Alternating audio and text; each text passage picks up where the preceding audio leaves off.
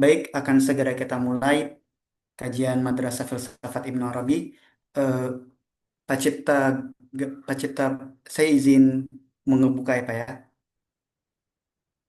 Oke.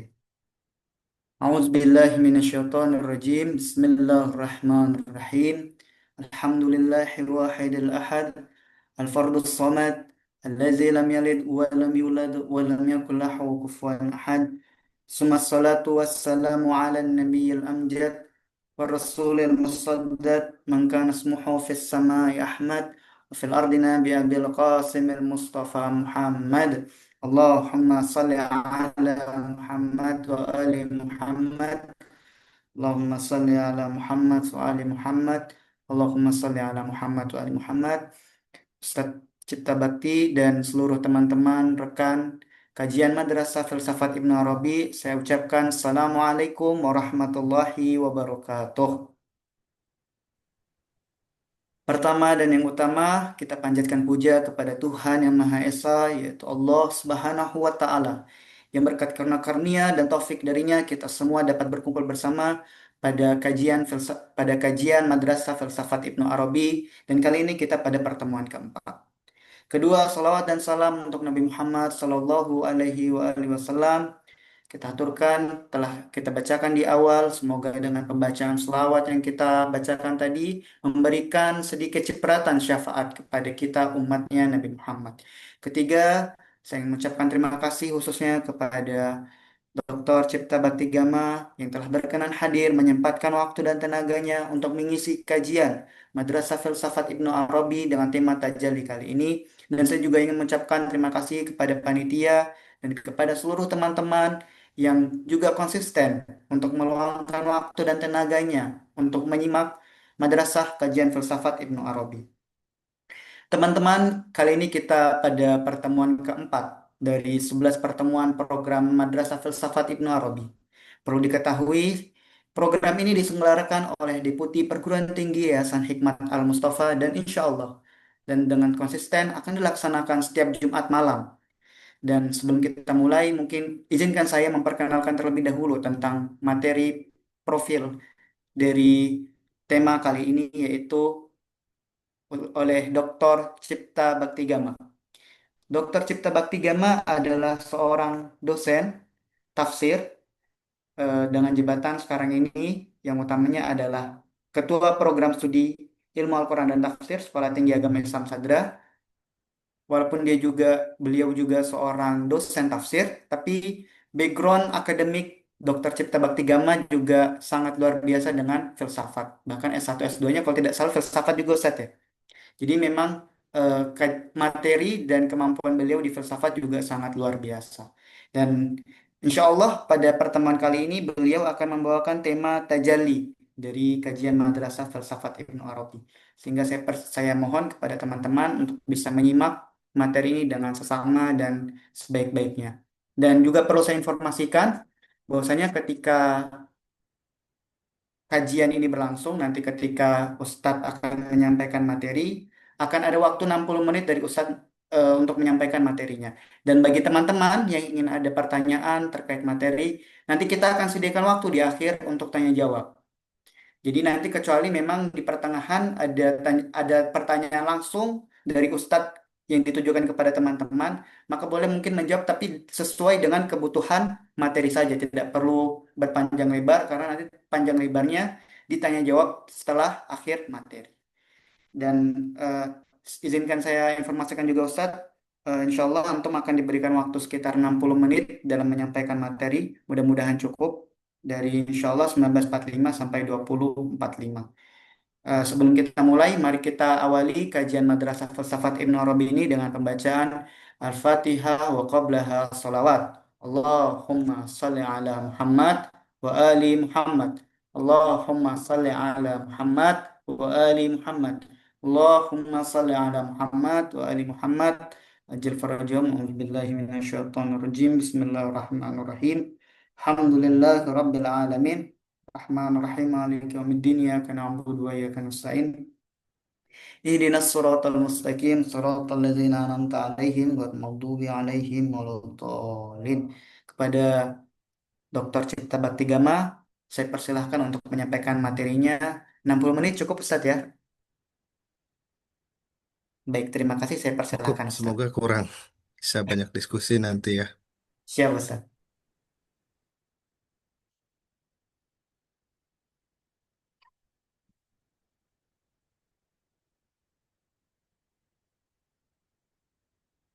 Baik.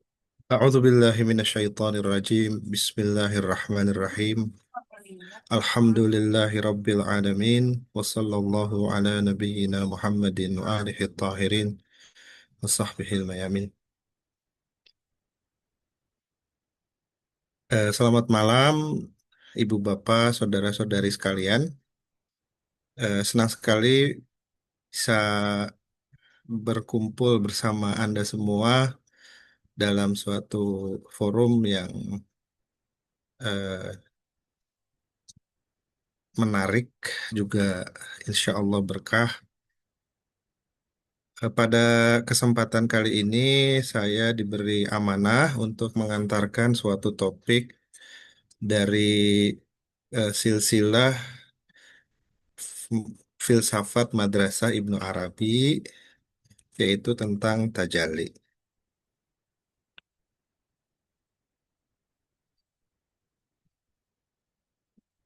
Em, istilah tajalli barangkali tidak asing bagi kita yang se- bergelut dengan literatur atau kajian-kajian tasawuf secara umum. Para khatib, para ustadz sering mengatakan bahwa beragama Islam itu ada tahapan takholli, membersihkan diri dari sifat-sifat buruk, tahalli, menghiasi diri dengan sifat-sifat yang baik, lalu dari situ akan ada tajalli, manifestasi Tuhan di dalam kalbu yang telah baik. Apalagi bagi ibu bapak yang sering membaca Ibnu Arabi atau mulai akrab dengan Ibnu Arabi pasti kenal dengan diksi tajalli. Nah, kali ini kita coba akan masuk lebih dalam sekalipun ini masih di tahap pengantar saya kira ya. Berbicara tentang tajalli dalam filsafat atau irfan Ibnu Arabi, kalau kita lihat di ini ya di kitab Syarah Fusus yang menjadi pegangan kajian kita saat ini, sebetulnya di Muqaddimah Syarah Fusus yang ditulis oleh Qaisari tidak ada pasal khusus tentang tajalli ya. Kalau Anda lihat di sini, pasal pertamanya tentang wujud sebagai al-haq ini sudah dibahas sebelumnya, tentang asma wa sifat sudah dibahas sebelumnya. Setelah asma wa sifat, pembahasannya ada tentang al-a'yan ats-tsabitah dan materi ini akan dibahas selanjutnya. Tentang lima hadroh juga ada di materi kita selanjutnya, alam misal ada juga, kasyaf ada, kemudian konsep manusia juga ada, kewalian terakhir ada. Nah, sebetulnya ada beberapa sub pembahasan di dalam pasal pertama yang terkait dengan tajalli, tapi tidak secara eksplisit menggunakan diksi tajalli. Di sisi lain, saya juga akan coba membidik ya pasal keempat yang tidak masuk dalam pembahasan di tema-tema setelah pertemuan kita ini, yang saya kira memiliki relevansi dengan tema tajalli. Ibnu Arabi di sisi lain sebetulnya punya pembahasan khusus tentang tajalli yang telah dikodifikasi, telah ditahqiq, diterbitkan oleh ahli Ibnu Arabi dari Mesir, Utsman Yahya, eh, maaf dari Mesir apa Syria gitu ya. Judul risalahnya persis At-Tajaliyat Al-Ilahiyah. Ini persis diksi yang kita bahas pada malam ini. Nah, jadi saya akan coba memadukan eh, Risalah At-Tajalliyat Al-Ilahiyah ini dengan pembahasan-pembahasan di Muqaddimah Syarah Khusus. Dan untuk memudahkan itu, saya memanfaatkan Muqaddimah dari pentahqiq dari Utsman Yahya terhadap kitab ini. Nah,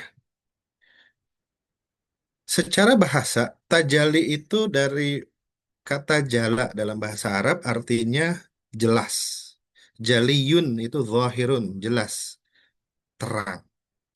Tajalli dari kata tajalla ya tajalla, tajalli. Itu artinya menjadi jelas, menjadi tampak, menjadi zahir.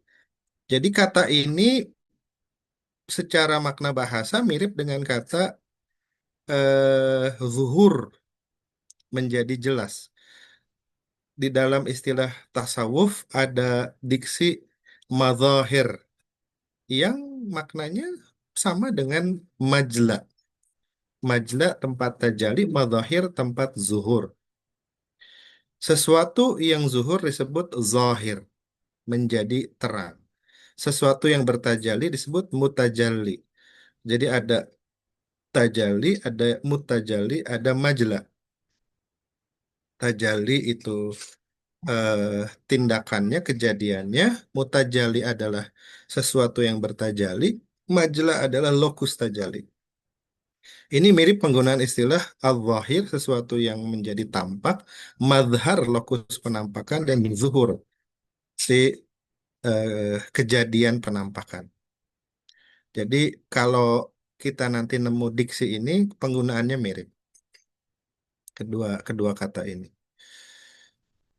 Nah, lebih jauh eh, kita berangkat dari ini nih pengantar Utsman Yahya. Beliau bilang maqalatut tajaliyat, pembicaraan tentang tajalli inda Ibni Arabi, dalam kajian Ibnu Arabi, dalam tulisan-tulisan Ibnu Arabi, wasiqatur rawabit binadhariyatihi fil wujud wal ma'rifah. Sangat berkaitan erat dengan teori beliau terkait wujud dan ma'rifat. Wujud berarti ontologinya, ma'rifat itu epistemologinya. Walih walikhtibar ar-ruhani ar-ruhi, dan juga terkait dengan eh, eh, penempaan rohani. Wabi ta'biri aksari diqqah, dengan ungkapan yang lebih jeli, inna maqalat tajaliyat, pembahasan tajalli hiya asasu fikrati Syekh Al-Akbar. Ini adalah salah satu asas pemikiran Ibnu Arabi terkait wujud, ma'rifat, dan at-tajribah at-tahririyah, pengalaman pembebasan diri.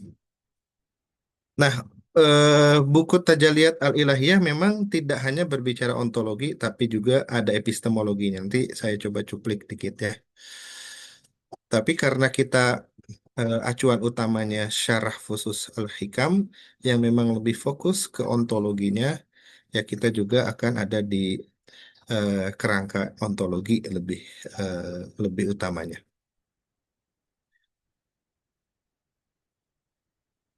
Kemudian untuk memahami lebih apa ya, lebih baik tema ini dalam konteks Muqaddimah Syarah Khusus, sebagaimana tadi saya tunjukkan ada pasal khusus tentang jauhar dan arad. Jadi Qaisari mengupas istilah jauhar dan arad dalam istilah para sufi, para arif. Secara bahasa jauhar dan arad berarti substansi dan aksiden. Ini juga kata kunci yang sangat penting yang digunakan oleh para filsuf. Hanya saja penggunaan detailnya itu berbeda. Di sini Qaisari mengatakan, "I'lam, ketahuilah, annaka idza am'anta an-nadhar, jika Anda perhatikan fi haqaiqil asya, dalam hakikat segala sesuatu, wajadta ba'daha matsbu'atan muktanifatan bil awarid. Anda akan temukan sebagiannya diikuti sesuatu, diikuti oleh sifat-sifat yang melekat, yang disebut dengan aksiden-aksiden. Misalkan kita lihat tembok, dia melekat padanya sifat, misalkan teksturnya, warnanya, dan seterusnya, tapi ada sesuatu si tembok itu yang disifati. Wa ba'daha tabi'atan. Dan yang lainnya yang menempel, yang mengikut lahiqatan laha, menempel padanya. Wal matsbu'atu, yang ditempeli, yang diikuti, hiyal jawahir, disebutnya substansi atau jauhar. Wa tabi'ah, yang mengikut, yang menempel, hiyal a'rad, itulah yang disebut aksiden. Ini udah cara akal dalam melihat realitas. Ini juga yang diuraikan oleh para filsuf. Jadi sampai sini mirip ya, munculnya istilah substansi dan aksiden berangkat dari cara akal kita melihat realitas, bahwa ada yang melekat, ada yang dilekati, kurang lebih gitu ya. Wa yajma'uhuma al-wujud. Ketika sesuatu itu terkomposisi, terkumpul oleh substansi dan aksiden, itulah yang kita sebut ada wujud realitas. Idh huwa al-mutajalli. Nah, wujud itu sebenarnya juga al-mutajalli bisurati kullin minhuma, dalam bentuk rupa si substansi dan aksiden itu. Nah, di sini ada diksi tajali di situ ya. Inti pembicaraan ini adalah salah satu cara kita memahami realitas adalah dengan melihat apa yang nampak melekat dan sesuatu di balik itu yang dilekati. Yang dari situ muncul istilah substansi dan aksiden. Para filsuf punya uraian khusus tentang substansi dan aksiden. Di sisi lain, para arif, para sufi juga punya uraian yang khusus. Dan intinya substansi atau jauhar menurut para arif adalah adalah hakikat, bukan mahiyah seperti dalam bahasa filsafat ya. Jadi jauhar dari realitas adalah hakikat wujudnya. Sedangkan zatnya, maaf. Jadi jauhar itu zat, sedangkan arot itu sifat. Jadi cara berpikir melihat sesuatu realitas itu ada substansi dan aksiden, ini juga sebenarnya cara yang sama ketika kita melihat realitas sebagai ada zatnya, ada sifatnya. Nah, di situ pada zat dan sifat itu pada realitasnya kan satu ya, ada zat yang disifati gitu ya. Nah, itu sebetulnya adalah wujud yang bertajali dalam bentuk zat dan sifat itu.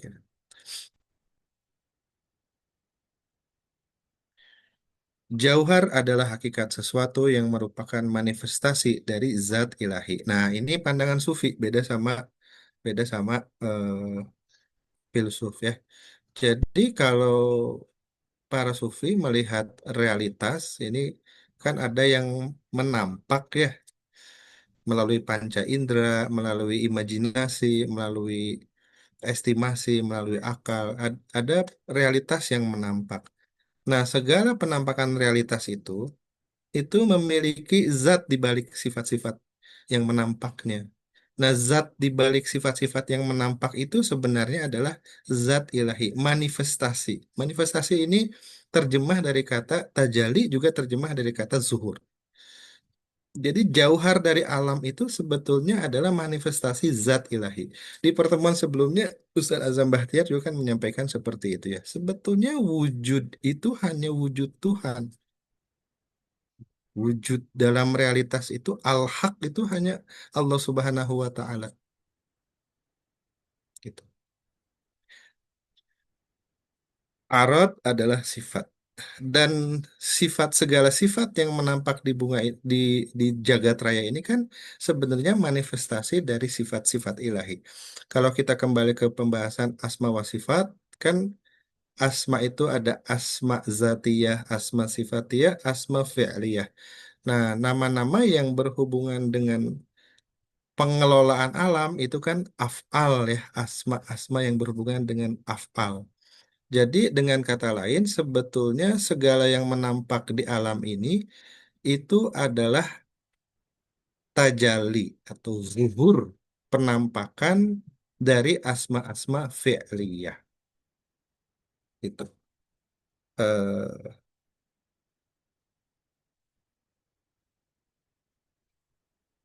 Nanti ya kita lebih dalam refleksinya. Kita lihat di sini. Wal jawahiru muttahidatun fi ainil jauhar. Jauhar-jauhar itu jauhar yang macam-macam yang kita lihat ada tembok, ada manusia, ada malaikat, ada jin, ada macam-macam substansi makhluk gitu ya.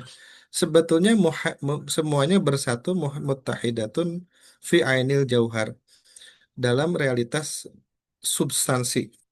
Fahuwa hakikatun wahidah, realitasnya satu, hiya madharu zat al-ilahiyah. Sebenarnya adalah lokus atau majla ya, lokus dari manifestasi zat ilahi. Kama anal arad madhar as-sifat atabi'ah laha. Dan berbagai bentuk, berbagai sifat itu juga adalah mazhar dari sifat-sifat ilahi. Kasih sayang yang ada di jagat raya itu adalah mazhar dari kasih sayang Tuhan. Cinta yang ada di jagat raya adalah mazhar dari sifat cintanya Tuhan. Keindahan di jagat raya adalah mazhar bagi sifat indahnya Tuhan. Jadi gitu. Bahkan ada lirik lagu sufistik gitu ya yang menyebut eh, Tuhan itu maha tertawa gitu ya. Tuhan maha tertawa. Itu berhubungan dengan ada realitas tawa di dalam kehidupan dan itu kan bahasa Al-Qur'an ya. Huwaladzi adhaka wa abka. Tuhanlah yang membuat kita tertawa dan menangis. Ala taro kama anna dzat al-ilahiyah la tazalu muhtajibatan bisifati. Tidakkah Anda lihat bahwa zat ilahi itu tertutup hijab sifat-sifatnya? Ya, ini kalau kembali ke pembahasan asma wa sifat, ingat nama-nama Tuhan itu kan juga bertingkat-tingkat ya. Itu ada hubungannya dengan tingkat-tingkat martabah dari asma itu. Ada di martabat isim jami Allah ya kan. Ada di yang lebih bawah dari itu, lebih spesifik dari itu martabatnya. Ar-Rahman, Ar-Rahim ya. Al-awwalu wal akhiru wal zahiru. Jadi ada juga induk-induk nama Allah gitu dan seterusnya. Nah, itu semua kan jadi nama Allah itu tersembunyi di balik nama Ar-Rahim, Ar-Rahman, Bismillahirrahmanirrahim. Dan hakikat zat Allah tersembunyi di balik nama Allah itu sendiri. Jadi ini adalah tentang cara bukan di satu sisi secara epistemologis, cara kita melihat realitas. Ternyata realitas itu berlapis-lapis. Di sisi lain, secara ontologis memang nama-nama Allah itu ada al-awwal, al-akhir, al-zahir, al-batin. Jadi ada lapisan-lapisan. Yang tersembunyi, ada yang menampak. Fakadzalikal jauhar la yazalu muqtanifan bil a'rad. Nah, lebih detail nih, kan ada al-marotib al-kulliyah. Ini nanti detailnya akan dibahas di Hadroh Khamsah ya. Di pasal pertama, Muqaddimah Syarah Khusus sebetulnya ada subbab di bawahnya tentang ini. Jadi pembahasan sekilas tentang maratib, tingkat-tingkat eh, yang kuli dari realitas. Di situ dibahas segini, bahwa kan al-haq itu absolut ya. Al-haq itu tidak terbatas nih. Kita kita meninjau realitas itu. Jadi ada di al-martabah al-ahadiyah, tingkatan keesaan mutlak. Nah, ahadiyah ini masyhur juga ya di kita.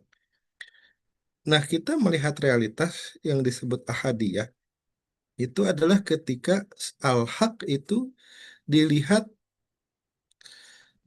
tanpa ada sesuatu pun bersamanya. Kalau dalam hadis itu kan ada hadis yang bunyinya kanallahu walaysa mahu syai'. Dulu Allah itu tak satu pun bersamanya kan gitu. Wahual an kama kana, tapi sekarang dia juga seperti dulu. Maksudnya nggak berubah.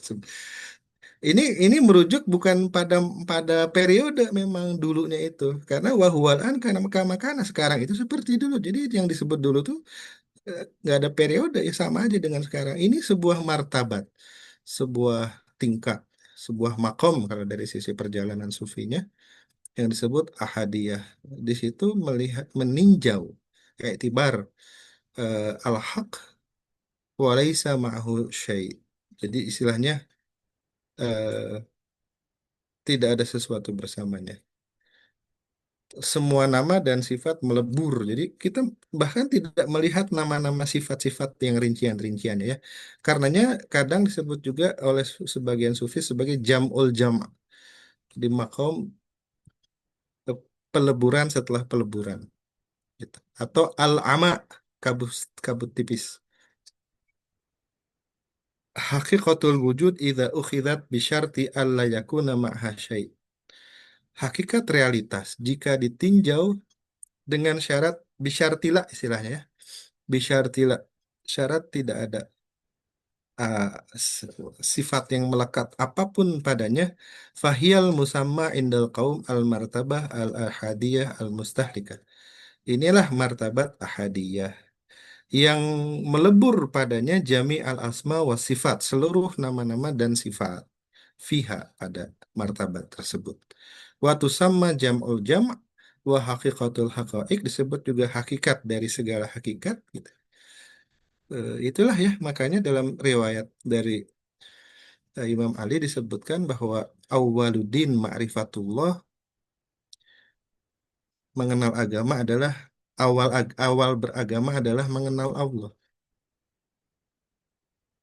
Nah, ini kan kita juga bisa melihat kajian ini sebagai itu ya. Ini ini fondasi asas beragama. Wa kamalu ma'rifatihi tauhiduhu. Kesempurnaan ma'rifatullah adalah tauhid. Wa kamalu tauhidihi nafyu sifatin anhu. Dan kesempurnaan tauhid padanya adalah meniadakan sifat. Meniadakan sifat itu bukan berarti kita menolak sifat-sifat pada Tuhan. Itu ya tuduhan sebagian orang yang gagal paham gitu terhadap maksud riwayat tadi.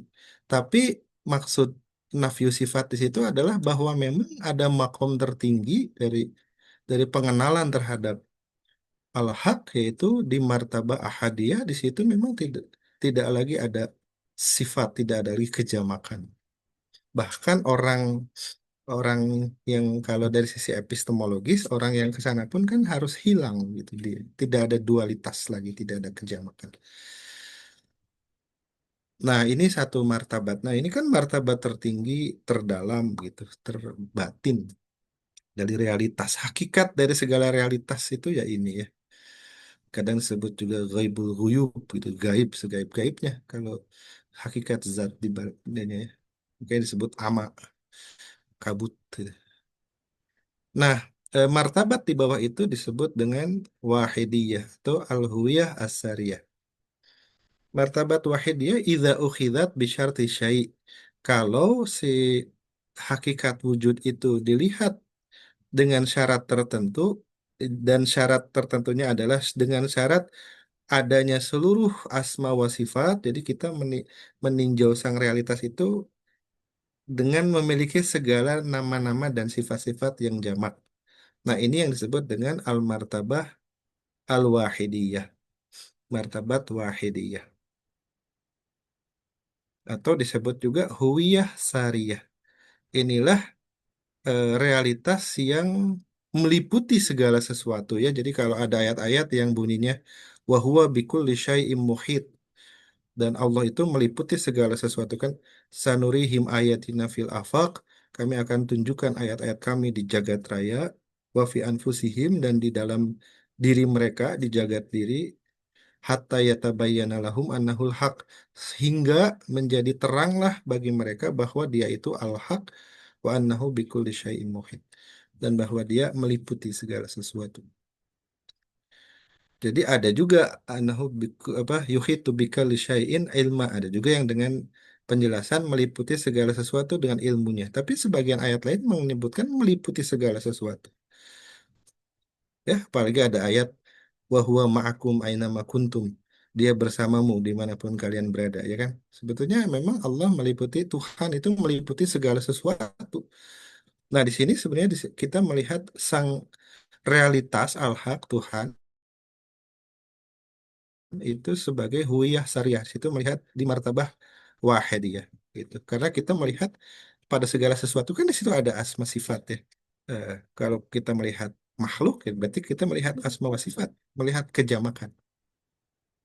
Ada duka, ada derita, ada eh, cerdas, ada bodoh, ada kaya, ada miskin, ada langit, ada bumi, ada biru, ada hitam, gitu, putih, dan seterusnya ya kejamakan. Nah, kalau kita bisa melihat Tuhan di balik kejamakan itu sebagai zat yang ada di balik kejamakan itu dan meliputi segala sesuatu, kita telah melihat Tuhan di martabah al-wahidiyah. Makanya disebut al-huwiyah as-sariyah, meliputi segala sesuatu tanpa bercampur dengannya ya. Karena kalau yang kita tunjuk itu makhluk ya, dia hanya mazhar, dia hanya majla. Jadi dia hanya lokus dari si asma, sifat. Kita melihat ibu yang punya rasa kasih sayang yang luar biasa pada anak-anaknya.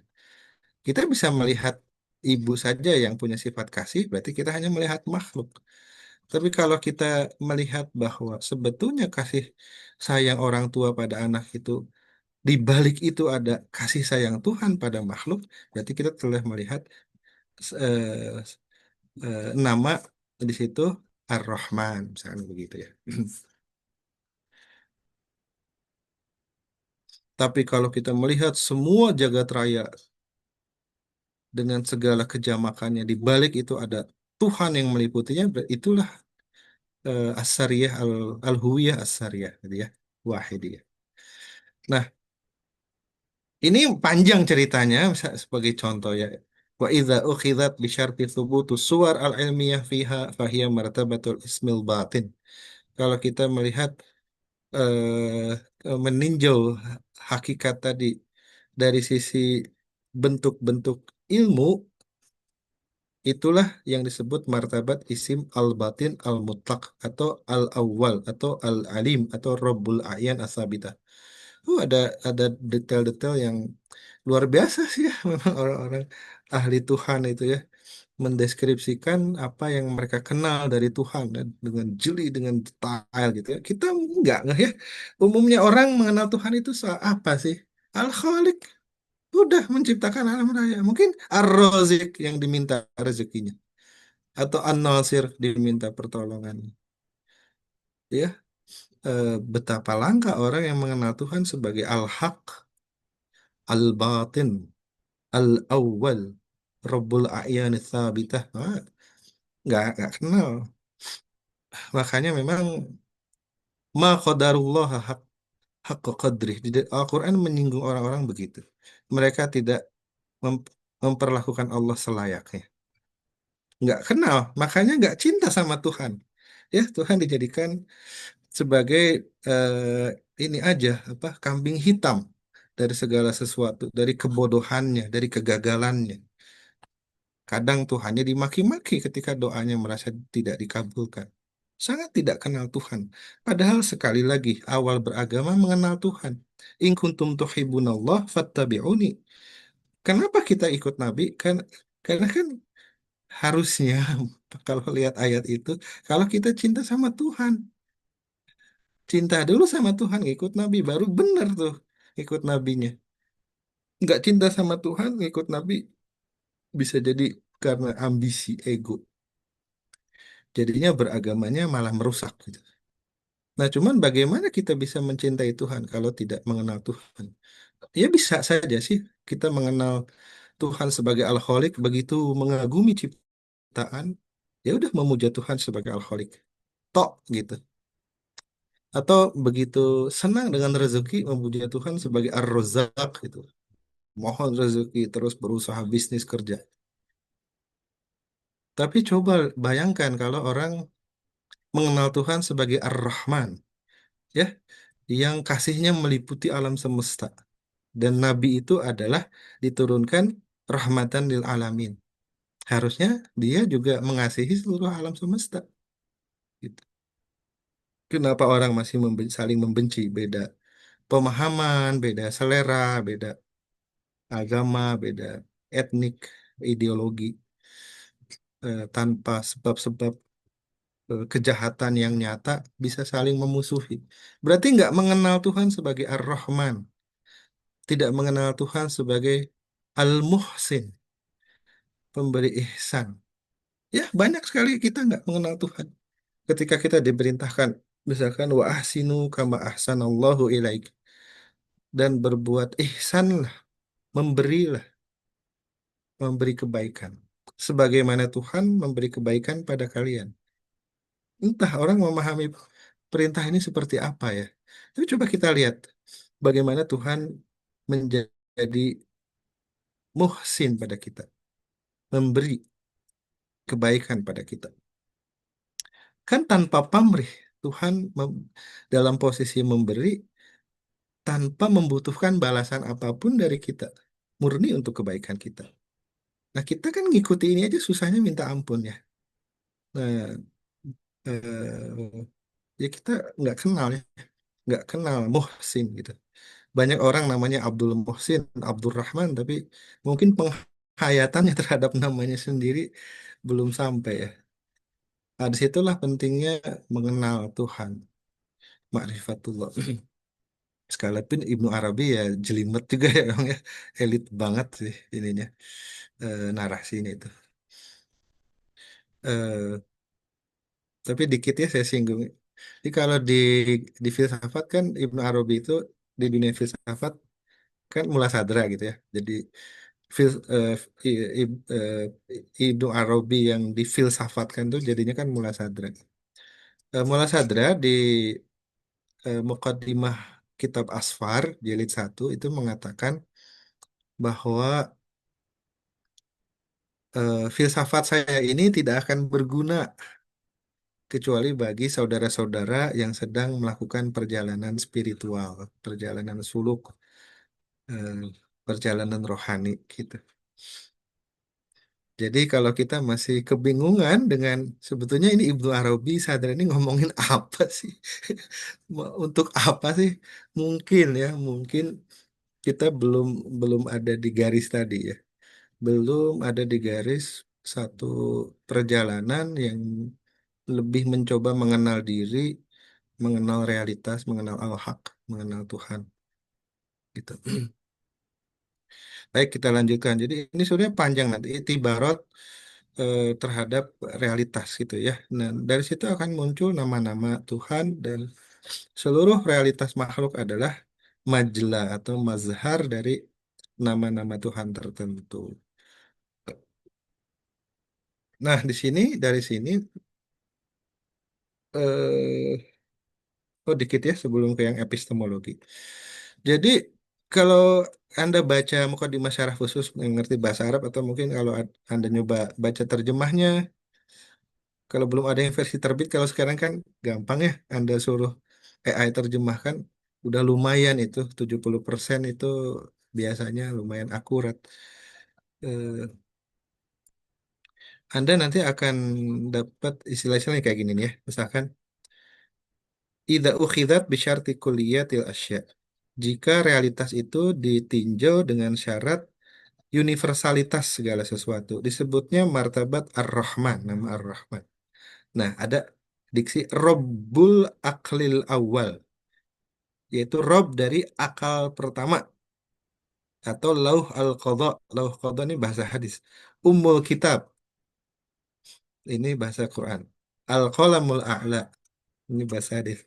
Tapi Al-Aqlul Awal ini nanti ada di bawahnya juga itu Rabbun Nafsil Kulliyah. Ini adalah Rob dari jiwa universal.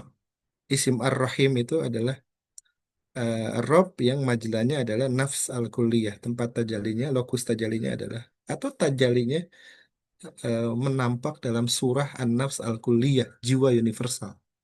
Atau bahasa hadisnya Lauh al-Qadar. Atau bahasa Qur'annya Allahul Mahfuz. Dan juga Al-Kitabul Mubin. Nah, diksi-diksi ini mungkin kita susah ya dengan cakrawala kosmologi modern memahaminya. Nah, mungkin kita perlu lirik kosmografi, kosmologi Ibnu Arabi. Ibnu Arabi dalam Futuhat itu kan buat gambar ini terjemah Inggrisnya nih. Jadi Ibnu Arabi itu melihat alam itu begini nih. Ini ini tanpa batas nih kan, wujud tanpa batas, semakin terdeterminasi, yang awal terdeterminasi dalam surah makhluk itu adalah makhluk di tingkat tertinggi adalah alam ini nih, alam malaikat-malaikat tinggi, disebutnya al-malaika al-muhaimanah, malaikat-malaikat yang hanya tahu Tuhan doang, nggak tahu makhluk gitu, ada tingkat gitu. Nah, tapi di antara mereka itu ada yang disebut dengan al-aqlul awal. Nah, ini juga yang sering di, di Ibnu Arabi menyamakan ini dengan bahasa hadis Nur Muhammad gitu. Jadi ruhnya Nabi Muhammad itu ini di makom tertinggi ini disebut al-aqlul awal, ini juga yang disebut dengan tadi lauh al-qadha gitu. Makanya kalau ada hadis yang bilang kuntu nabiyan wa adamu baina yaday tin wa turab. Aku sudah jadi nabi ketika Adam masih tanah gitu ya. Maksudnya aku di situ tadi di langit tadi ya bahasa moderator di sini sebagai hakikat ruh beliau Nur Muhammad.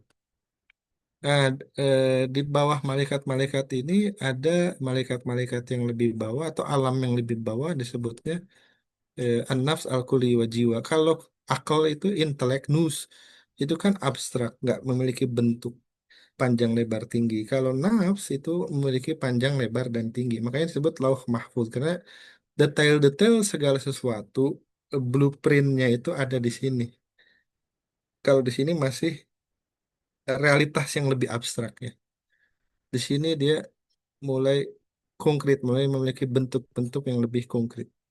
Tapi ini masih alam malakut tinggi, masih tingkat tinggi ya. Mulai ke alam materi itu dia harus melewati dulu ada yang disebut dengan hayula kuli gitu ya. Prime matter, materi pertama, dan nanti lebih terdeterminasi mulai itu ada universal body gitu, ada jadi ada akalnya, ruhnya, ada nafs jiwa, dan ada tubuhnya. Ini semua di level universal. Nanti terdeterminasi lebih terbatas lagi menjadi bentuk-bentuk yang lebih konkret lagi. Ini masih kuli, nah di bawah kursi ini, nah baru ada alam yang kita kenal. Ini pun masih model dulu ya. Jadi ada bintang-bintang tetap, ini orbit-orbit bintang tetap, di dalamnya yang lebih kecil gitu, mulai ada planet-planet gitu. Dua, yang paling bawah itu bumi, alam alam bawah bulan. Nah, ini Ibnu Arabi itu menggunakan diksi-diksi kosmografi kayak gini gitu. Kalau Anda bingung nantinya. Nah, eh, sekarang kita coba lirik juga penjelasan Utsman ya, bahwa Ibnu Arabi menjelaskan tajali itu juga secara epistemologis. Jadi kalau Anda buka kamus istilah-istilah sufi ya, misalkan Abdul Razak Al-Kashani, seorang filsuf sufi besar di Madrasah Ibnu Arabi, menulis kitab Istilahat As-Sufiyah. Kalau Anda lihat entry tajalli itu yang keluar begini. At-tajalli huwa ma yankashifu lil qalbi min anwaril ghaib. Ini kata-kata Ibnu Arabi. Tajalli adalah sesuatu yang tersingkap pada kalbu berupa cahaya-cahaya gaib, cahaya-cahaya ilahi yang gaib gitu. Nah, tajalli dalam arti ini tajalli epistemologis ya. Tajalli dalam konteks irfan, maksudnya makrifat, epistemologis. Kalau yang tadi itu tajalli dalam narasi ontologis wujud. Tapi ini juga poin penting kalau ingin memahami tajalli Ibnu Arabi ya. Nah, uraian Ibnu Arabi tentang tajalli epistemik ini itu dihubungkan dengan ini nih. Eh, Gini deh, saya buka ininya kitabnya ya. Jadi ada model-modelnya yang dibikin Utsman Yahya. Eh, saya tadi nggak sempat masukkan. Bentar ya. Hmm.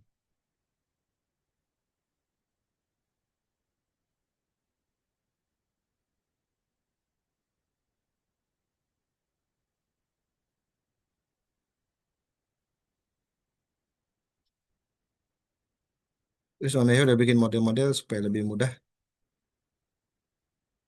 Nah, ya. Hmm.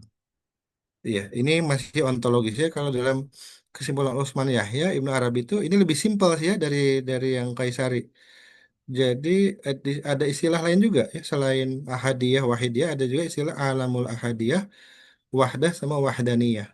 Ini berkorespondensi dengan zat, sifat dan af'al. Jadi ahadiyah itu dia tajali dari zat, wahdah itu tajali dari sifat dan wahdaniyah itu tajali dari af'al. Eh, Secara epistemologis, kalau orang bisa menyaksikan tajalli zat, berarti dia mendapatkan ada tajalli di dalam kalbunya dari Nurul Anwar. Nurun ala nur itu ya, kalau bahasa Qur'annya. Kalau dia mulai menyaksikan kalbunya, mulai menyaksikan tajalli sifat, itu berarti dia terpancar ke dalam kalbunya Anwarul Ma'ani, cahaya ilahi berupa makna-makna. Kalau bagi dia kalau orang menyaksikan tajali af'al, tajali perbuatan Tuhan, itu berarti kalbunya telah diterangi oleh anwarut tabi'ah, cahaya ilahi alami. Jadi, yang ini ada bentuk-bentuknya ya, jadi melihat bentuk-bentuk alam, nah, tersingkap di situ ada asma wa sifat Tuhan, tapi yang fiilnya mencipta, merezeki. Jadi gini loh praktisnya itu simpelnya ya. Jadi eh, orang itu kan bisa melihat yang dia bisnis, dapat uang, berhasil. Ada orang yang hanya melihat ini, eh, ya ini keberhasilan saya, berarti sama sekali dia buta terhadap Tuhan. Tapi ada orang yang secara ideologis, dogmatik diajarkan bahwa eh, ya rezeki kan dari Tuhan gitu. Ya, ya dia mulai tuh yakin ada ada peran Tuhan di situ. Tapi lebih dalam lagi, orang mulai kalbu orang itu mulai menatap bukan soal keyakinan dia melihat bahwa dalam dinamika kehidupan rezeki itu ya di situ ada ar-Razzaq, kasih sayang di situ ada ar-Rahman ar-Rahim gitu. Ketika ada distribusi pemberian ada al-Muhsin gitu di situ. Ketika ada kadar-kadar yang tepat dalam dinamika alam di situ ada al-Hakim gitu. Ketika ada daya-daya yang kuat ya ada orang yang powerful ada alam yang powerful dia melihat al-Qadir. Nah, ini mulai makrifat af'al. Ya, penjelasan detailnya ini di Irfan Amali ya. Kan setelah orang mulai makrifat af'al, kenal Tuhan dalam perbuatan-perbuatan di alam, alamnya hilang, mulai lihat Tuhannya aja. Ketika dia, ketika orang memberi pada dia, dia tidak melihat orangnya, tapi melihat Tuhan yang maha memberi. Sifat mulai itu tersingkap sifat di situ. Ketika ada orang yang jahat pada dia, dia nggak melihat orangnya, dia melihat Tuhan. Dia sedang ditegur misalkan, diberi cobaan, gitu. Jadi nggak, ya makanya ada istilah gini, ada entah benernya. Konon dulu Abdul Qadir Jailani melakukan perjalanan apa, di gurun pasir dirampok, gitu. Dia kasihin aja hartanya, gitu. Para urafah itu begitu. Ya, bukan poinnya bukan soal tidak mempertahankan dirinya ya. Oh, berarti kalau negara kita diserang, dijajah orang ya udah serahin aja negaranya. Nggak gitu juga. Bukan itu poinnya. Tapi para arif itu melihat bukan orang yang bukan makhluknya, tapi apa yang diinginkan Tuhan dari suatu kejadian. Dia mengikuti itu. Ya, ketika dia melihat ya di mana-mana ada sifat Tuhan. Di sana Ar-Rahman, di sini apa Dzul Jalal wal Ikram gitu. Dan seterusnya itulah orang mulai diterangi Anwarul Ma'ani, penglihatannya syuhudnya terhadap sifat. Tenggelam lagi dia hilang sifat yang dia hanya lihat zat gitu. Nah, mulai berarti dia fana fi zat gitu. Dia diterangi Nurul Anwar itu secara epistemiknya. Nah, lebih detailnya ada begini nih. Jadi Oh, ini di hubungan yang tadi, terus ada eh, ini juga masih yang tadi. Tuh. Ada diksi yang ingin saya tunjukkan lagi.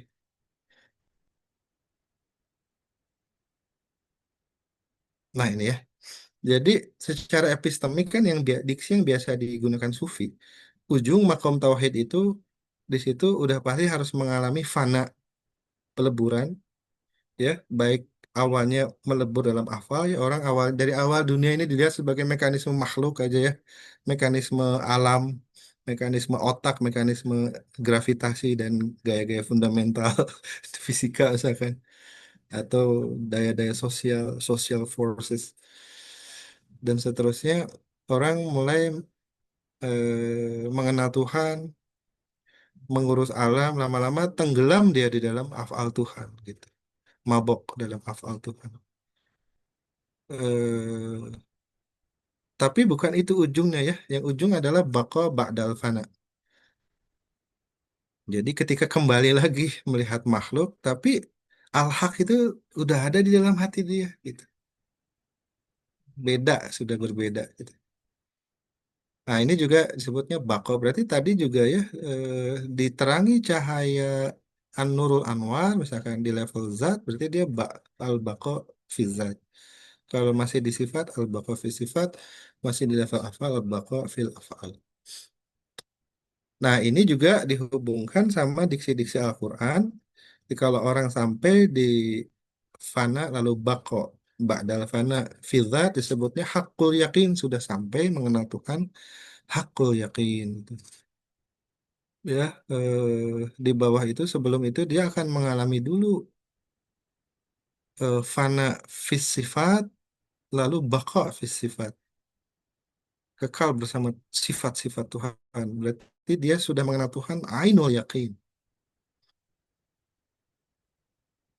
Sebelum itu dia pasti mengalami dulu apa yang disebut ilmu yakin. Tenggelam, fana, hilang dirinya di dalam afal Tuhan. Jadi ya dia hanya melihat afal Tuhan di dalam dinamika realitas.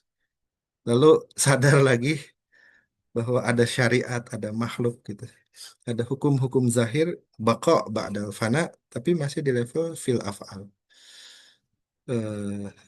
Urutannya kan dari sini ya. Fana bako dalam af'al, ke fana bako dalam sifat, lalu ke fana bako zat. Nah, yang tertinggi adalah ahadiyah tadi ya. Kita mengenal ahadiyah, kalbu kita diterangin oleh Nurul Anwar, tenggelam dalam zat, lama-lama sadar lagi bako. Kekal bersama Tuhan, berkekal bersama zat Tuhan. Jadi dia enggak lagi, dia sudah zat iya, jadi kalau tadi kan masih sifat-sifatnya, sifat-sifat tuh banyak. Mungkin detail-detail sifat kita nggak tahu. Banyak kan ya. Ada yang di pembahasan asma wa sifat, ada yang disebut dengan wa indahu mafatihul ghaib, ada kunci-kunci gaib. La ya'lamuha illahu, yang tidak diketahui kecuali oleh dia. Tapi kalau udah kenal zatnya, ya seluruh sifat tuh jadi kenal gitu. Nggak kerasa udah 23:4 ya. Iya, intinya sih itu ya. Materi yang ingin saya sampaikan. Semoga bermanfaat. Silahkan, atau saya kembalikan dulu ke moderator. Terima kasih. Masih ada 10 menit lagi Ustaz. Atau mau langsung tanya jawab? Oh gitu. Iya, diskusi aja deh. Berarti langsung ke tanya jawab Ustaz ya. Hmm. Baik, sisa waktu dari sekitar 15 menit, kita langsung ke tanya jawab. Maaf, 25 menit. Bagi teman-teman dari Madrasah Filsafat Ibnu Arabi, jika ada pertanyaan kepada Dr. Cipta, saya persilahkan dari tema kita yaitu tentang tajalli dari kajian Assalamualaikum Ibnu warahmatullahi wabarakatuh. Arabi. Waalaikumsalam Saya persilahkan warahmatullah. kepada teman-teman. Ya, Ustadz, langsung saja. Eh, Tadi kita menyimak sangat luar biasa sekali pembahasan tentang tajalli ini. Ya kan? Namun gini, uh, apa namanya, saya masih agak risau sedikit juga lah terkait dengan tajalli dengan pendekatan-pendekatannya ini kan gitu. Mungkin bisa disampaikan sedikit terkait dengan tajalli dalam pendekatan filsafat dan tajalli dalam pendekatan tasawuf ini gitu. Itu yang pertama. Yang kedua, ketika berbicara tentang tajalli, ya kan kita tadi dari awal itu menyampaikan tentang apa ya, nampaknya. Apakah tajalli bisa diartikan sebagai penampakan wujud Allah itu, ya hakikat Allah itu. Kita melihat dalam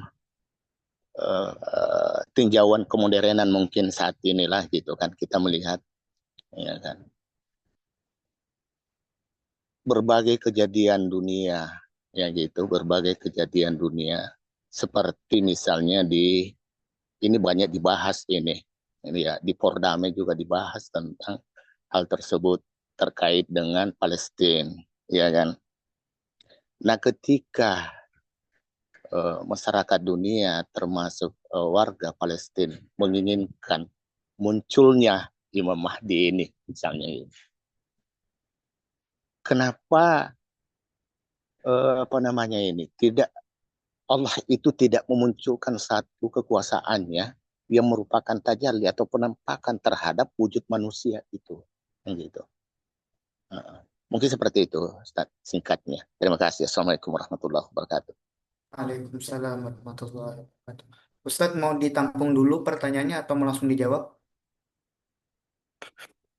Kita tampung dulu aja ya. Oh boleh Ustadz. Mungkin teman-teman ada lagi yang ingin bertanya.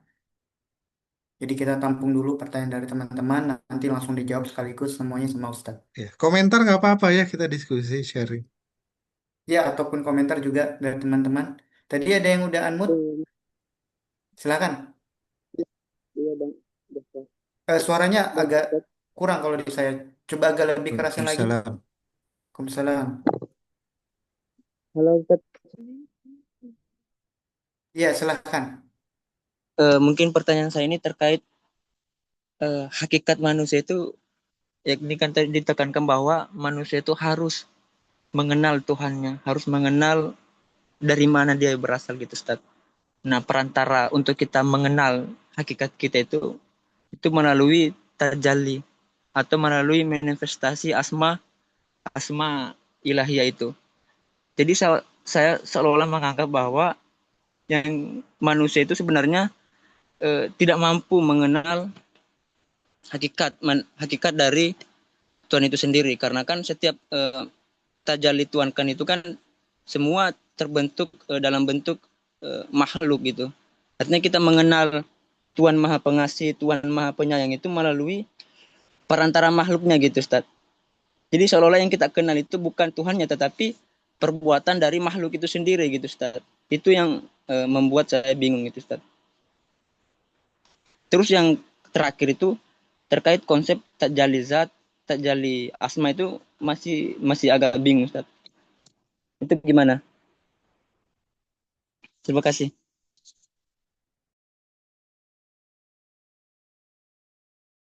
Terima kasih Saudara Adriantara. Tadi udah tertampung oleh Ustadz. Mungkin dari teman-teman ada lagi komentar atau pertanyaan terkait tema tajali kita kali ini. Biar nanti sekaligus dijawab oleh Dr. Cipta Bakti Gama. Atau mungkin bisa juga bertanya lewat chat ya. Nanti kita bacakan pertanyaannya. Ya, Pak Ustadz, Assalamualaikum. Tuh, ada tuh. Ada? Iya, Mas Ahmad. Oh ya, Assalamualaikum. silahkan, silahkan. Baik, dari saya Roni Dini. Terus terang, saya ini masuk dalam, boleh dibilang, pemikiran baru lah. Kenal dengan dunia pemikiran Ibnu Arabi. Walaupun secara baca-baca sudah, cuman kan juga belum paham. Tapi kemudian setelah mengikuti kajian Ibnu Arabi ini pada sesi keempat ini, mulai terlihat, oh ini kan kalau saya coba ini kan dengan Syekh Siti Jenar, manunggaling kaula Gusti. Bisa jadi itu adalah manifestasi ahadiyah tadi, apa wujudiyah itu kan. Sehingga Suaranya kecil, Pak. kenapa? Tapi Suaranya kecil. Pak Cipta bisa tertangkap ya suaranya ya untuk Bisa. ditangkap. Lanjut, lanjut. Oke, Nanti silakan insya Allah lanjut. saya ringkas. Oke, siap. Lanjut ya. Baik. Nah, eh, pemikiran atau ajaran-ajaran seperti ini kan boleh dibilang sangat jarang, susah didapatkan pada eh, tataran umum gitu kan. Sehingga yang dominan itu adalah masih ada dualisme di sana. Apalagi Al-Quran dijabarkan dengan di mana Allah dikatakan ada dua sifat lah tadi itu. Sehingga sangat jarang dan saya aja baru dapat sekarang ini boleh dibilang. Gimana nih? Paling tidak ini saya pahami lebih jauh, saya kunyah dulu untuk lebih paham lagi tentang wahdatul wujud, terutama dari Ibnu Arabi. Terima kasih Pak Ustadz. Baik, Pak Cipta bisa tadi ya tertangkap pertanyaannya karena Ya, tadi memang suaranya agak kecil. Mau dicukupkan pertanyaan untuk dijawab atau lagi Ustadz ada yang mau ditampung lagi? boleh sambil nunggu kali ya. Sambil nunggu saya Boleh, respon dulu. Udah ada 3 respon dari siap. bapak-bapak. Terima kasih. Yang lain mau sambil chat juga boleh. Nanti semoga bisa saya respon balik. Pertama dari Pak Mursal, tajalli dalam sifat filsafat dan tasawuf. Apakah tajalli itu penampakan wujud Allah? Ya, jadi saya ingin kaitkan langsung dengan komentar Pak Adriantara. Apakah berarti kita itu tidak mengenal hakikat zat Tuhan? Ya, jadi ada martabat Tuhan, hakikatul zatnya nggak kita kenal. Gitu. Eh, Disebutnya ghaibul ghuyub itu kan, gaib dari yang paling gaib. Gitu. Hakikat zatnya, karena tidak ada afinitas antara zat hakikat zat Tuhan dengan zat manusia. Nggak akan. Jadi nggak bisa para sufi sepakat di situ. Jadi ujung perjalanan ma'rifat itu sampai ke tauhid zat itu, baka ma'azat itu di ahadiyah. Tapi di ahadiyahnya nggak sampai eh, ke ke hakikat zatnya, disebutnya angkau maghrib, kadangnya ada metafor-metafor seperti Phoenix dari barat, mitos nggak nyampe. Makanya para urafa itu selalu bilang sebenarnya kami tidak mengenalmu selayaknya engkau dikenali gitu. Ma arafnaka haqqo ma'rifatik. Itu yang puncak-puncak para urafa tuh di situ. Ibnu Arabi termasuk. Jadi hakikat terdalamnya itu nggak kita kenal, nggak. Dan memang nggak harus juga ya. Nggak harus dia sendirian. Eh, Nah, cuman kan kita tuh, nah tadi ya kalau dihubungkan sama Imam Mahdi, ya kan kita itu makhluk. Makhluk itu adalah manifestasi dari nama-nama Tuhan gitu, tajalli dari asma-asma Tuhan. Ada makhluk yang menjadi tajalli dari apa cabang nama Tuhan yang kecil. Makhluk-makhluk yang sederhana ya, mineral-mineral air, tanah, api, udara kalau dalam bahasa fisika zaman dulu. Kalau sekarang atom-atom, molekul-molekul, partikel-partikel subatom, mulai komposisi-komposisi semakin kompleks kan itu berarti tajalli asmanya juga semakin kompleks. Dan puncak dari makhluk adalah insan manusia. Tidak sembarang manusia tentunya ya. Para urafa melihat manusia itu kan nggak satu spesies. Manusia itu seperti genus punya ragam spesies. Hakikat manusia ya ruhnya itu dan ruh tertinggi manusia ya tadi dia sebetulnya tajalli dari nama Allah. Itulah yang disebut para imam gitu. Para kalau di tradisi Sunni disebut wali kutub itu ya Rasulullah Muhammad Sallallahu Alaihi Wasallam ada di situ. Itu puncak-puncak insan kamil gitu. Dia adalah tajalli dari isim zat Allah. Karenanya di dalam dirinya telah bertajali juga seluruh asma-asma ilahiyah, seluruh kesempurnaan-kesempurnaan ilahi. Makanya insan kamil itu adalah raja dari alam semesta. Jibril tunjuk padanya itu. Biasa tuh Sufi membicarakan itu ya. Istilahnya ada wilayah takwiniyah. Alam ini diatur oleh Tuhan. Penampakannya kalau Tuhannya itu dari zat Allah, itu adalah insan kamil. Nanti ada dibahas khususnya hakikat manusia di bawah lebih detailnya. Jadi manusia itu ada yang bukan spesies sembarangan ya. Dia adalah Khalifatullah. Dia adalah wakil dari nama Allah gitu. Itu manusia yang makom tertinggi dari manusia itu kalau nyampe sampai summa radadnahu asfala safilin, ada yang di derajat yang paling bawah gitu. Apa kal an'ami balhum adol bahasa Qur'annya. Mereka itu seperti binatang aja, bahkan lebih lebih ngaco, lebih sesat. Dulu Imam Husain suatu saat haji itu ketika wukuf di Arafah itu bilang ke sahabatnya, kamu lihat apa tuh di depan orang lagi ngumpul?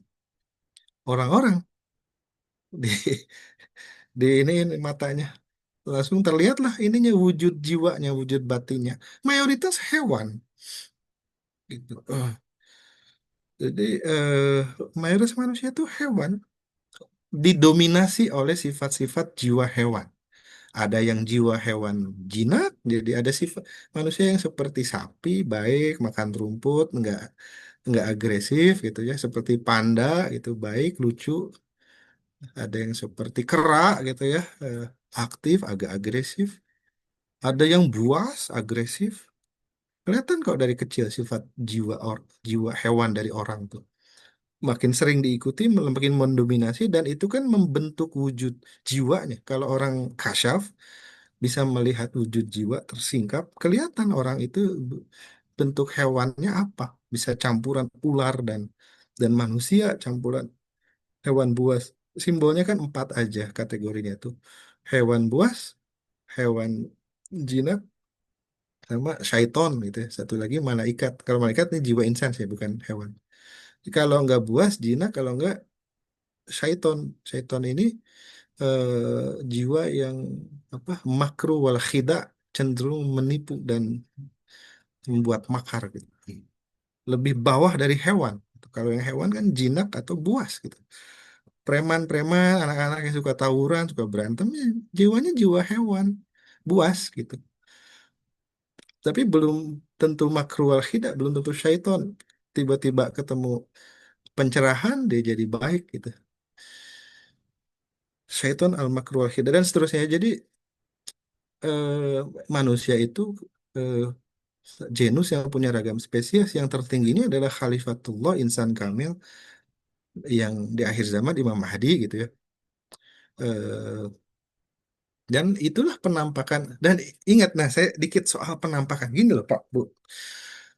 Nama Allah itu ada Al-Zahir wal Batin.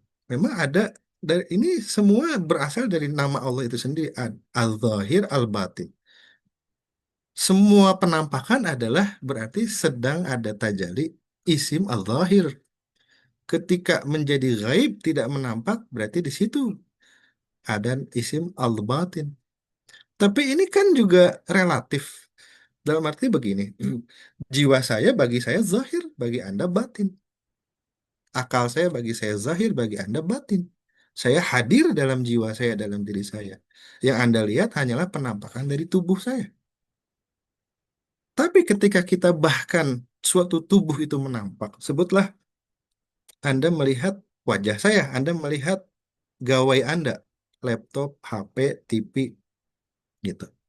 Kan itu pun menampak seperti itu, misalkan saya bentuknya kayak gini, gemuk-gemuk gitu ya, ada tai lalat di sini. Itu kalau Anda melihatnya pakai spesifikasi mata Anda, ini pakai pakai biologi, fisika loh.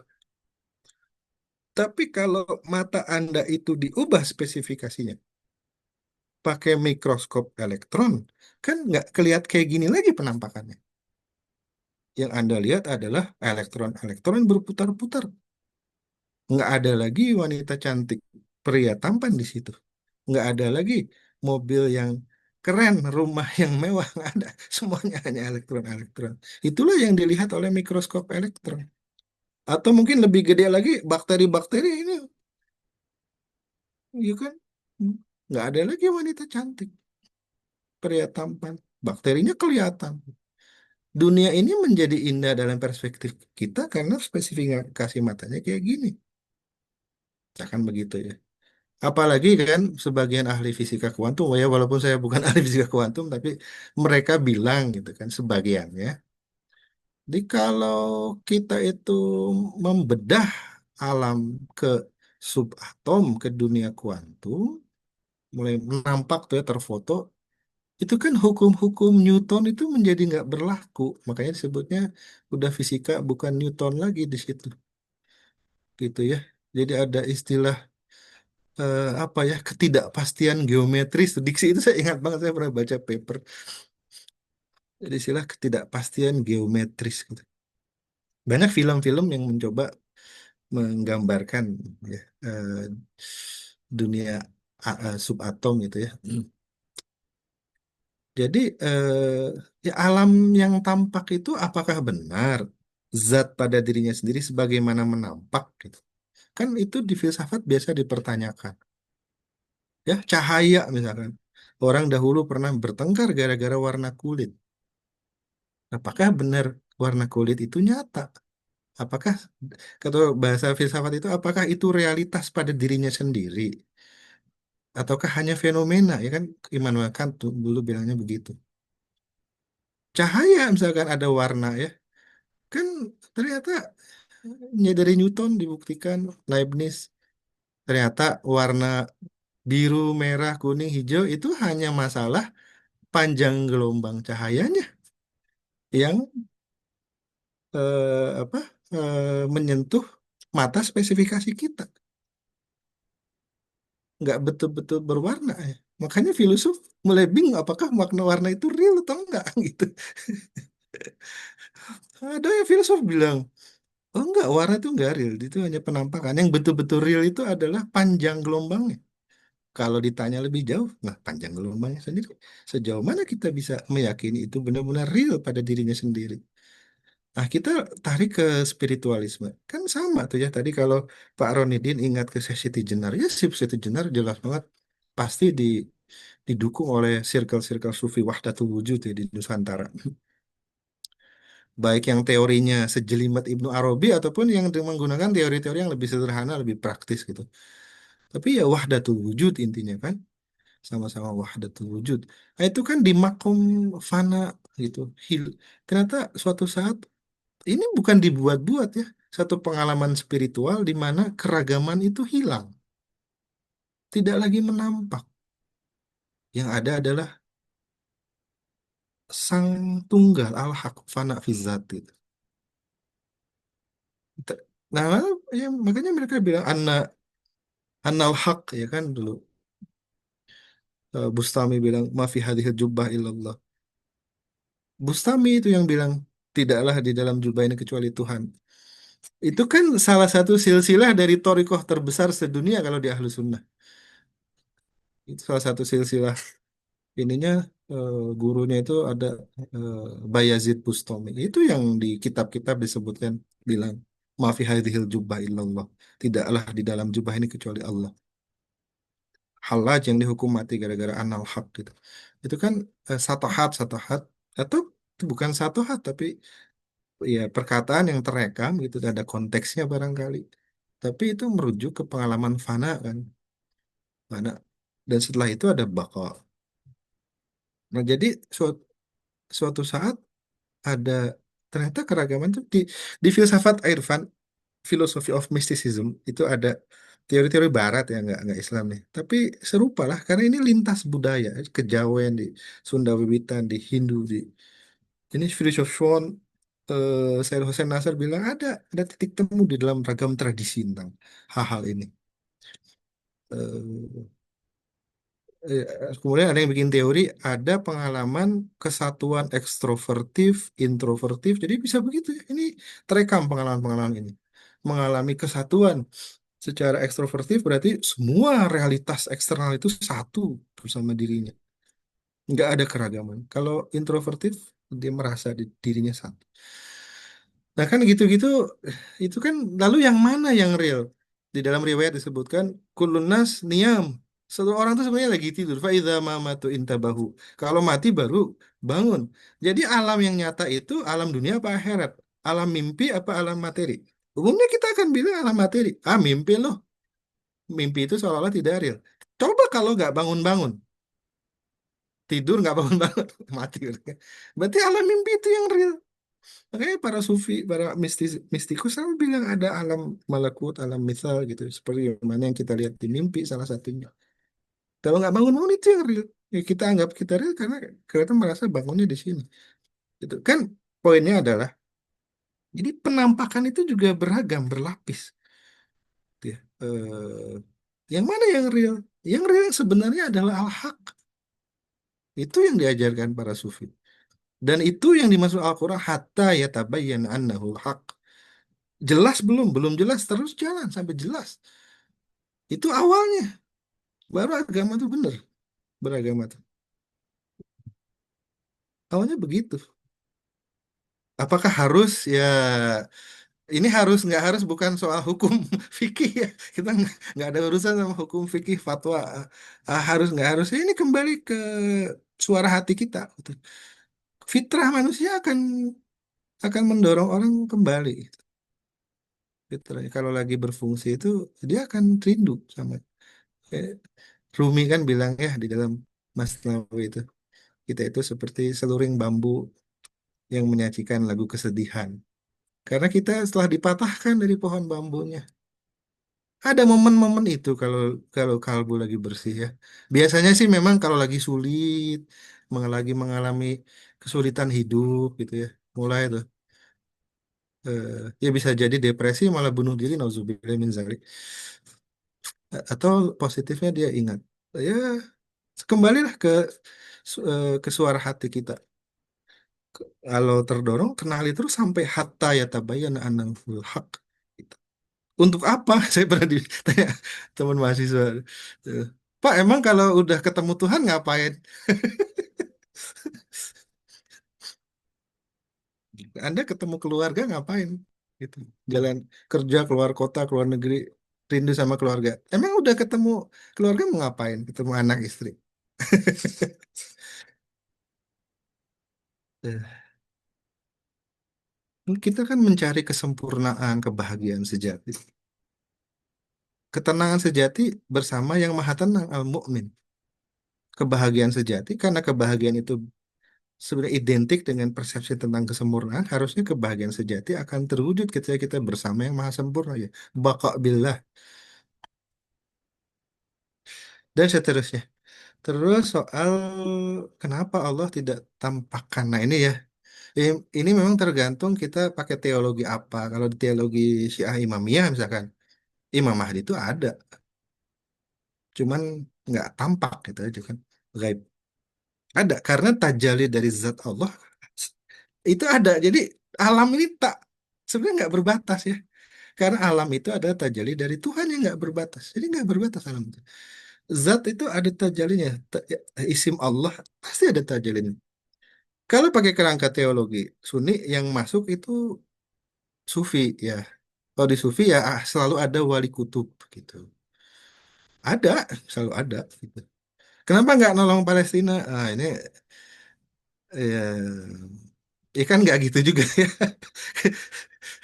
Caranya nggak gitu. Jadi ya kita itu nggak coba lihat lagi gitu ya lebih lebih jernih, lebih bening.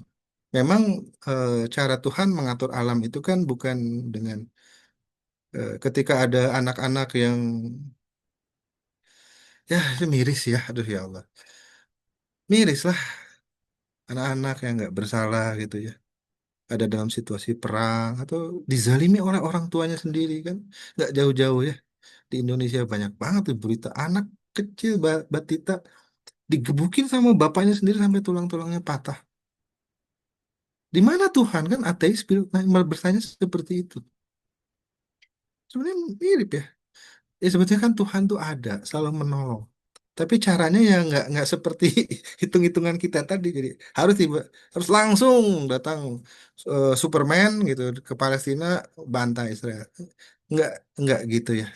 Ini semua tentang pengelolaan alam semesta ya dunia secara keseluruhan. Ya Netanyahu itu juga makhluk Tuhan gitu yang Tuhan ciptakan di sana. Eh, Iya, cuman gini, sering kali ada rahasia-rahasia yang susah ya dijelaskan. Ibnu Arabi menarik juga ketika beliau komentari. Intinya gini lah. Ya memang ada banyak hal-hal halus dalam hidup itu, eh, petunjuk-petunjuk Tuhan yang nggak bisa dipahami kecuali ketika kalbu kita makin terang. Oh ya istilahnya ulul albab ya. Jadi ada hal-hal halus ya, nggak nangkep kecuali ulul albab. Intinya tentunya ini semua proses, proses udah hukum realitas. Al-haq itu kebenaran itu pasti menang, pasti menang. Kapan itu yang kita nggak tahu ya. Dan itu semua kan dialektika. Nanti juga kita jali asma tadi yang macam-macam ya.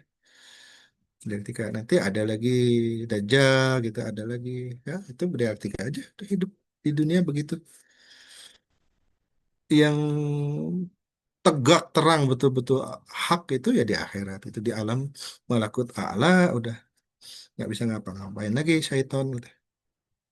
Oh, di alam dunia masih ada tazahumul ilal kata Tabatabai. Ada crowded sebab akibat gitu. Ya, mungkin semoga makin dikaji makin terang nanti ya.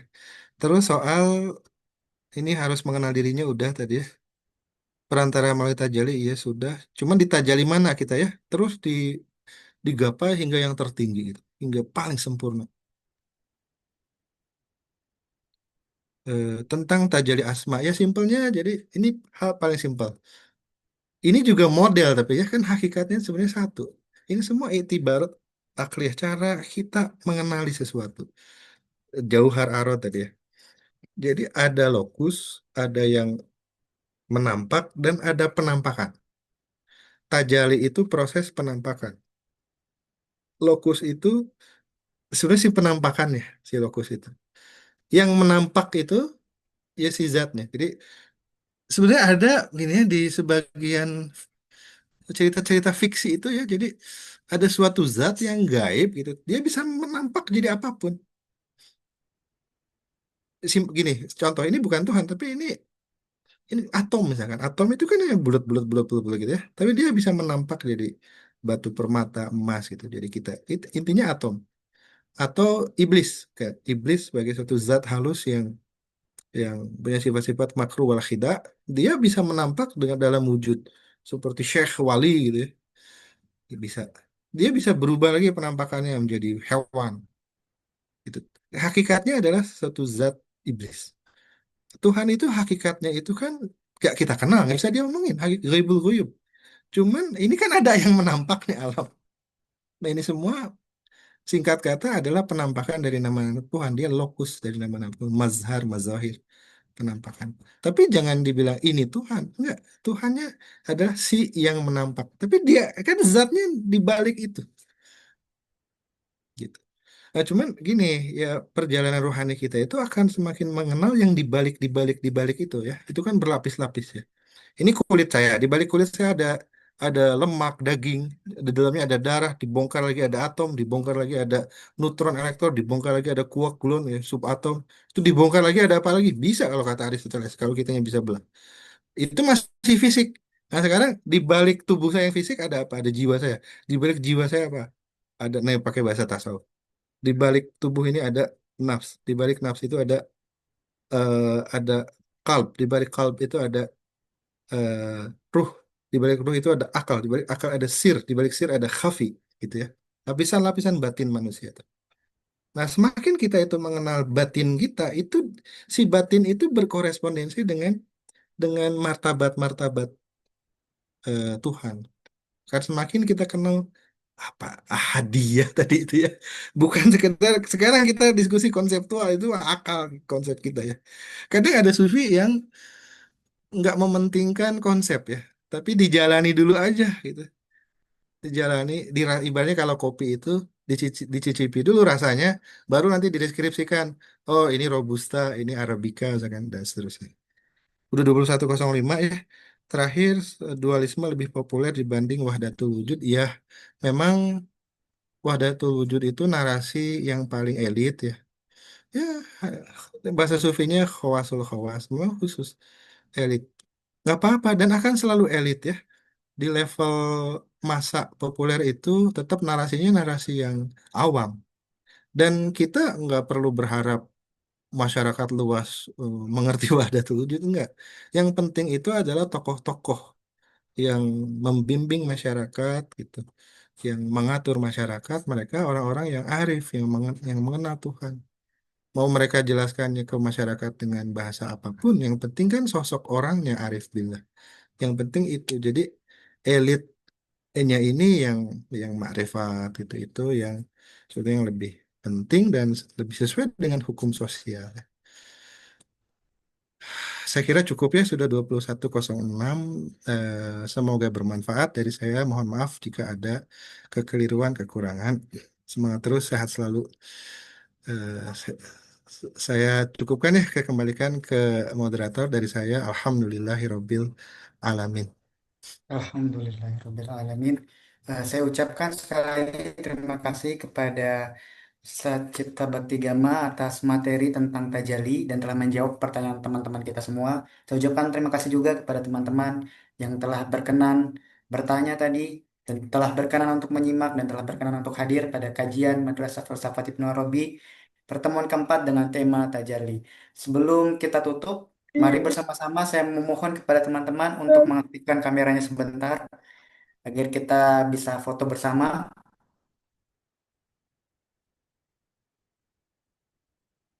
Semuanya saya mohon untuk kalau tidak ada masalah dan jika berkenan untuk mengaktifkan semua kameranya.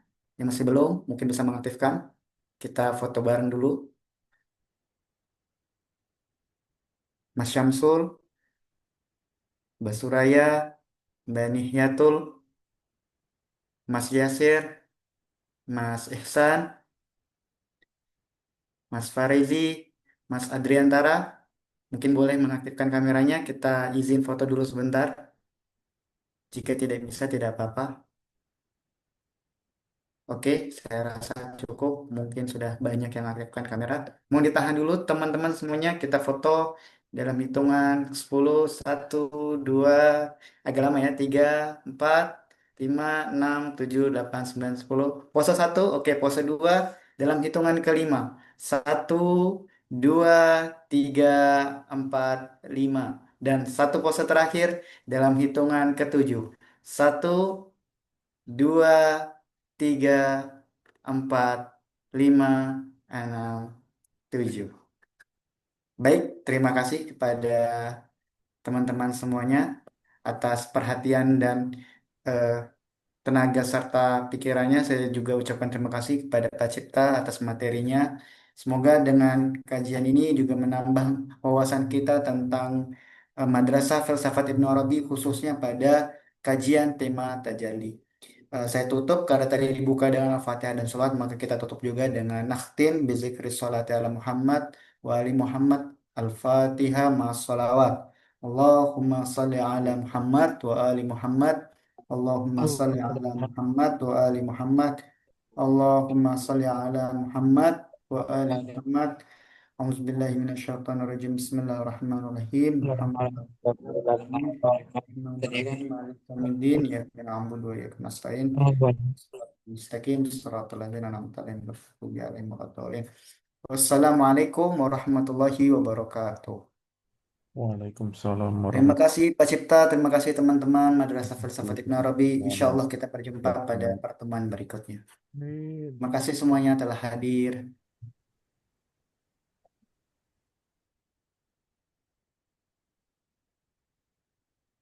Insya Allah kita akan berjumpa lagi pada pertemuan berikutnya pada pertemuan kali ini. Terima kasih semuanya.